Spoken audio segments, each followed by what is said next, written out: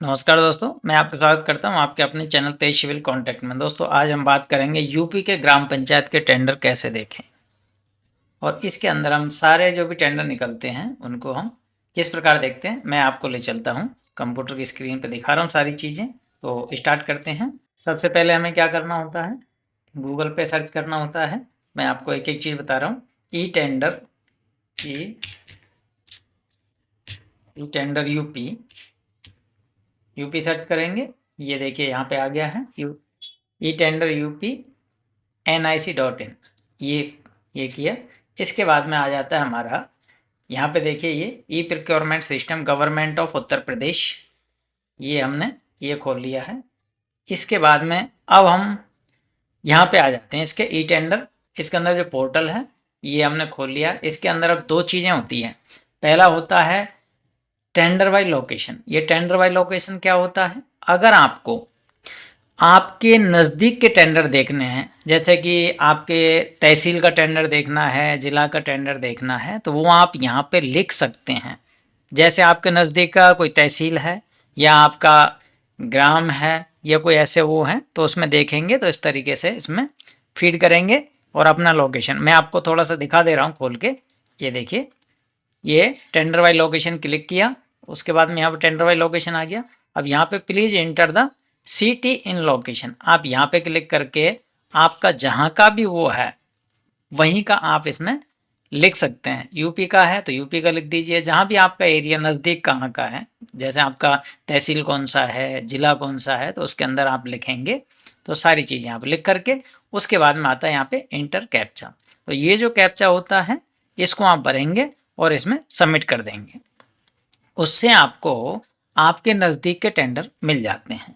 अब दोस्तों मैं आपको एक जगह का ना दिखा करके मैं सभी जगह की बात कर रहा हूँ, यानी कि ऑल पूरी यूपी की बात कर रहा हूँ मैं। आपको क्या करना है, इसके लिए सबसे पहले आते हैं हम टेंडर बाय लोकेशन के बाद में टेंडर्स बाय ऑर्गेनाइजेशन, आपको यहाँ क्लिक करना है।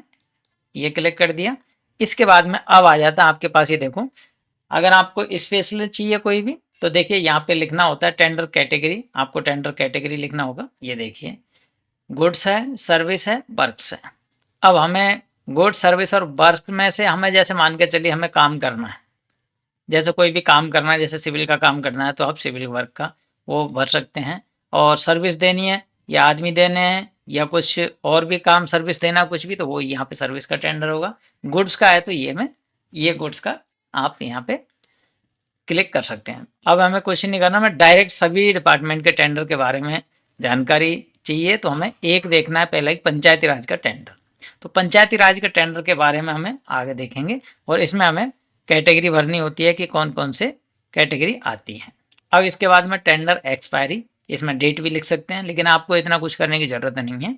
आपको सीधा सीधा देखना है टेंडर, पहले टेंडर देख लेना, ये बाद की चीज़ें हैं। बाद में अगर आपको शॉर्टकट में देखना है तो वो सारी शॉर्टकट के लिए ये सारी चीज़ें बताई हुई है। इसमें क्या इंटर कैप्चा करेंगे ये सारा कुछ भरना होता है। लेकिन अभी टेंडर वाई ऑर्गेनाइजेशन जैसे ही आपने यहाँ पे क्लिक किया ये पूरा पेज खुला। उसके बाद में देखिए यहाँ पे आ जाते हैं आपके यूपी के अंदर जितने भी डिपार्टमेंट्स हैं, ये सारे डिपार्टमेंट्स आपके यहाँ पे आ जाते हैं। इसके अंदर आपको पूरे डिपार्टमेंट अगर हम देखते हैं लास्ट में जाके, तो ये देखिए 128 डिपार्टमेंट है। इन सभी डिपार्टमेंटों में आप टेंडर डाल सकते हैं।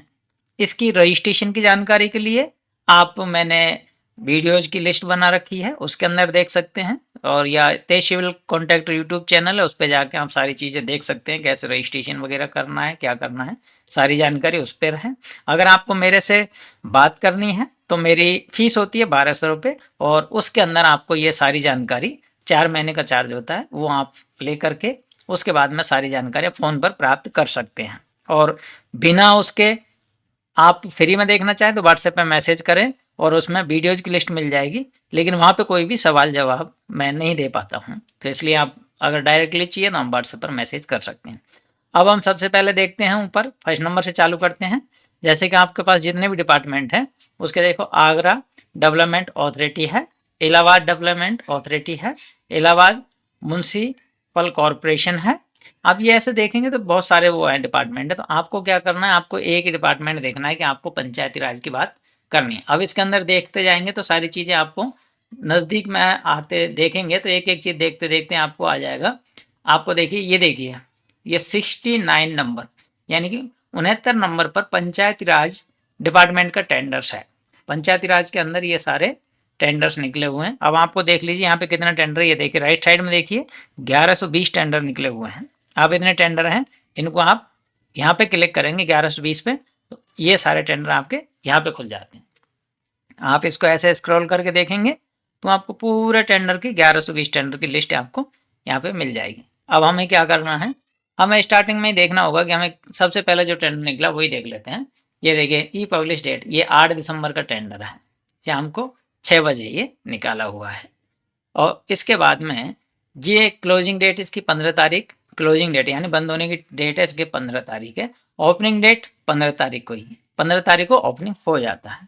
इसके बाद में अब हमें क्या करना है, यहाँ पे इसको देख सकते हैं कि ये क्या किसको उसका है, पंचायती राज डिपार्टमेंट जिला पंचायत कानपुर देहात का है ये।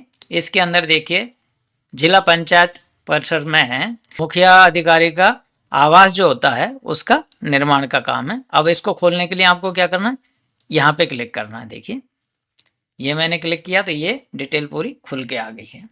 उसके बाद में आपको क्या करना है, अब आप यहाँ पे सारी जानकारी इसकी दी होती है।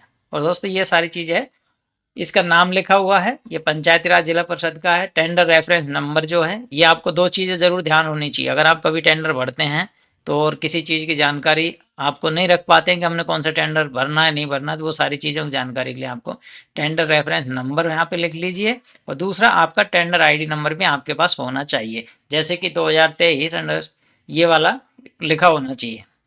इनकी ध्यान आपको रखना चाहिए। अब ये इसमें सारी चीज़ दी होती है। टेंडर टाइप है ओपन टेंडर होता है। ये टेंडर कैटेगरी वर्क का है जो काम करेंगे, जर्नल टैगलिंग एवोल्यूशन, ये सारी चीज़ें आपको ज़्यादा देखने की ज़्यादा नहीं है। और इसमें क्या है, कॉन्टैक्ट किस पे देंगे, इसमें परसेंटेज पे देंगे आपको, ये ध्यान रखिएगा परसेंटेज पे होता है सारी चीज़ें। इसके बाद में अब आ जाइए, आपको पेमेंट का वो डिसीजन क्या है, डिमांड ड्राफ्ट, एफडीआर फिक्स्ड और आरटीजीएस पेमेंट, मतलब ये पेमेंट के तरीके हैं।